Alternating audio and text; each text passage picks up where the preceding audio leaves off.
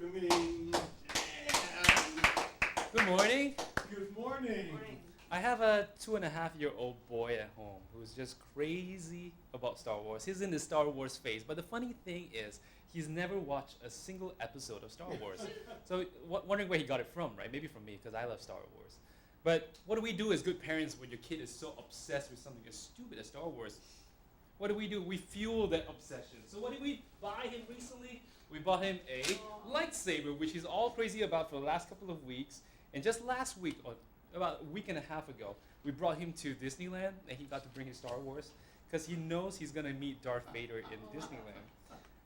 So, the way meeting Darth Vader works in Disneyland is this. So you line up in a building. Darth Vader is fully clothed, so he's really hot during the summer days. So he's in a little building, and he is in the corner of the building.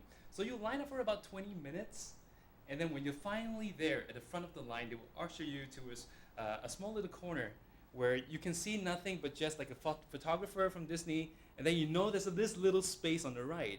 And then all of a sudden the music will come on. Dum, dum, dum, dum, dum, dum, dum, dum, dum. And then Darth Vader will walk out from the corner, and he will kind of give you a scare. That's what he does. And he'll say, "Welcome to the dark side," or something equivalent, right? So it was our turn at the front of the line. And my little boy was going crazy at this point in time because he knew he was going to meet Darth Vader. So we went to the corner, waited for the music, and dum dum dum dum dum dum dum dum dum. And Darth Vader comes out, and he instinctively, I didn't teach him this, right? But he did this. And Darth Vader was taken aback too by this little boy who's using the Force on him. So Darth Vader's like, whoa. And he did this. He tried to recompose himself. And then, after they had a nice conversation and they made up, Darth Vader and my son, they finally stood together for a photograph by the Disney crew.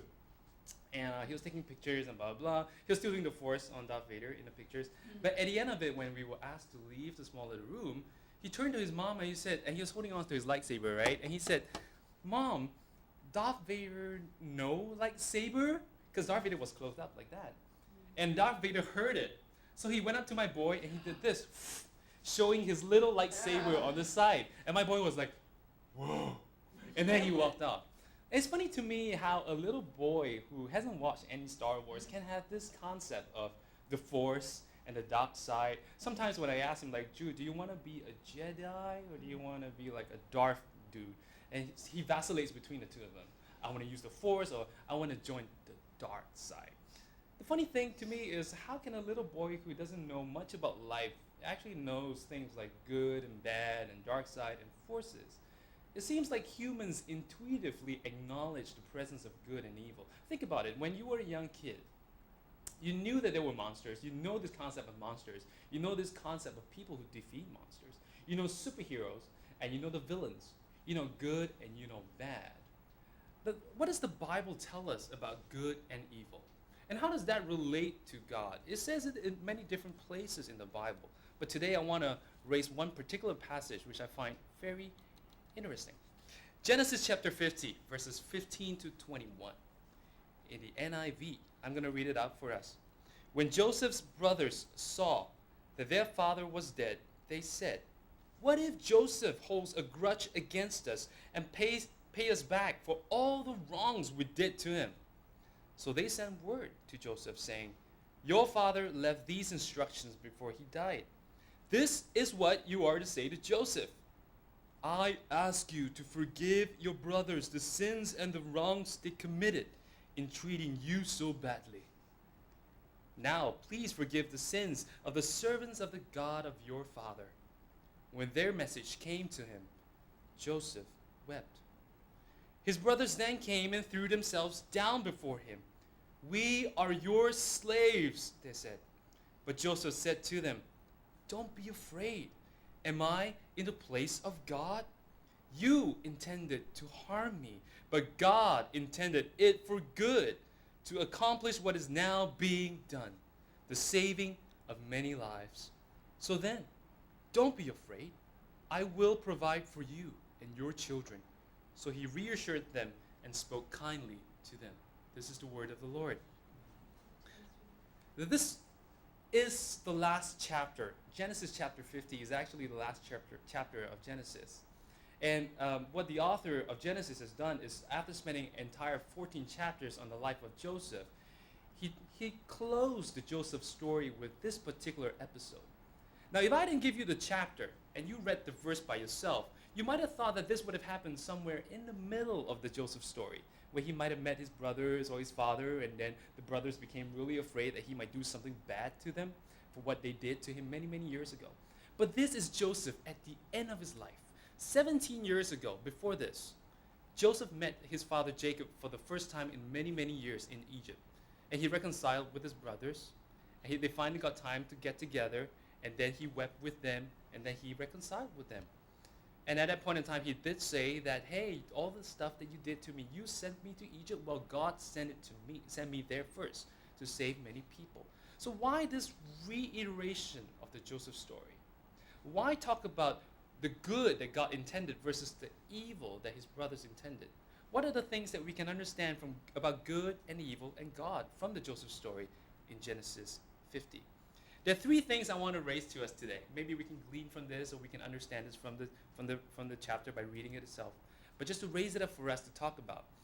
And the first thing is this: God intends good, not evil. This is very elementary. It's almost like what? Do you have to even say it? But Joseph says it. Joseph had to raise this up to his brothers. It was Joseph's brothers who intended evil against him. In Hebrew, it literally means this: you intended against me ra'ah, which is evil, which is as bad a description of any kind of evil that you can get in the Hebrew scripture.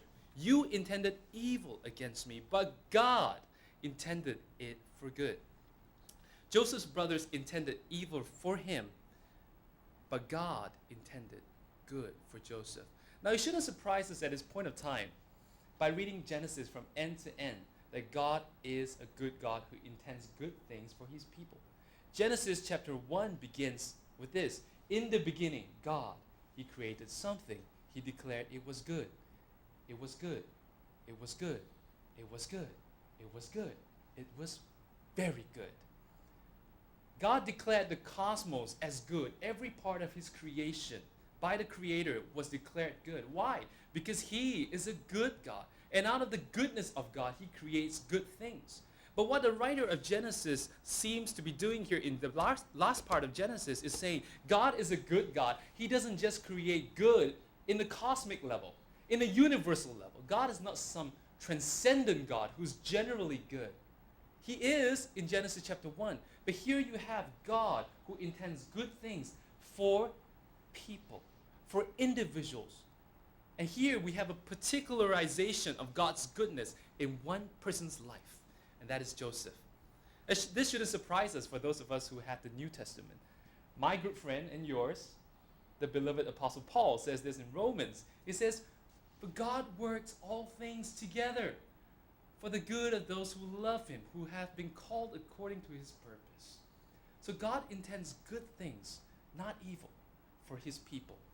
And the second thing is this: God is more powerful than evil. And once again, it shouldn't surprise us, but Joseph had to bring this out. He said this in verse 20: God intended it for good. What is it? It is actually in reference to the sentence before that. You intended evil against me. The evil intentions of Joseph's brothers was it. So if I may paraphrase what Joseph is really saying to his brothers, is this: God intended the evil intentions you had against me for good. Joseph's brothers intended evil against him, but it was God's good intention that had the final word, that had the final say on Joseph's life. God is more powerful than any evil that can come against us. And I don't care at this point of time who it is that is having evil intentions against you, be it people, be it circumstances, be it the devil. They can't get to you by first bypassing the good intentions of God. They can't get to us by first going through God. And once again, to bring up our good friend, the Apostle Paul, he says this, right? That if God is for us, who is against us? But in all these things, we are more than conquerors through him who loved us. God is more powerful than evil. And the third thing is this: God can bring good out of evil. At this point in time, I want to make a quick side note. And what I'm saying is God can bring good out of evil. I'm not saying God can make good of evil. It's not like God takes up this evil, whatever that's happened in our lives, and he paints over it, glosses over it, varnishes it, and makes it look beautiful. And he says, there you go, the evil that has been done on you is now good. There is a recognition in Joseph's life and in Joseph's words that evil is evil. The ra'ah is ra'ah. There is no glossing over. There is no painting over and making it more beautiful. God doesn't do that. God, in the same way, God acknowledges the evil that has been done to us and around us. But what he does is take the evil that has been done to us and bring good out of it. Joseph said this to his brothers, "You intended against me evil." Now, if you look at the first verse of the passage, Joseph's brothers, when they were discussing with themselves, they said this: what if Joseph holds a grudge against us and pays us back for all the ra'ah? The word is evil. What if he pays us back for all the evil that we did against him? That's what they said among themselves. But what did they say when they sent a letter, when they sent a message to Joseph? They said this: forgive us of all the sins and the wrongs. They didn't use the word evil. They didn't use the word ra'ah. They used sins, transgression, trespasses, the things that we've done wrong against you. It was almost as if they knew that they had done evil against Joseph. But they downplayed it when they talked to Joseph. Joseph, when he met up with them, he knew that what they did against him was evil. And he said this: you intended evil.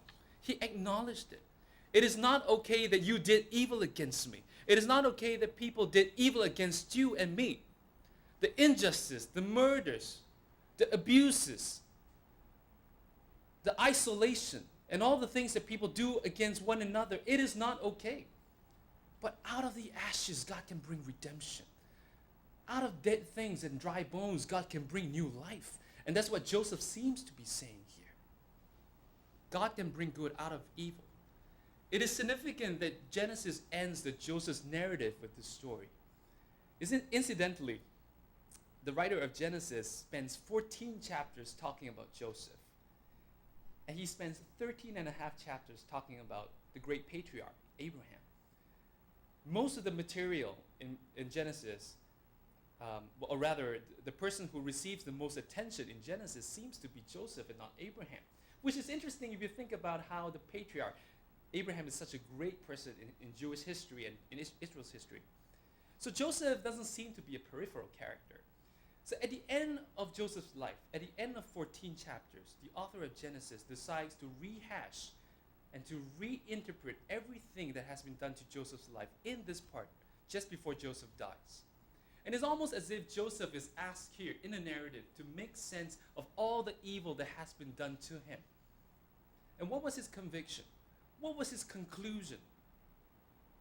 That because the God who intends good and not evil and is more powerful than evil, he has done all these things. He has allowed all these things in order to bring good out of evil. What is the good here that Joseph refers to? Look at the last part of verse 20.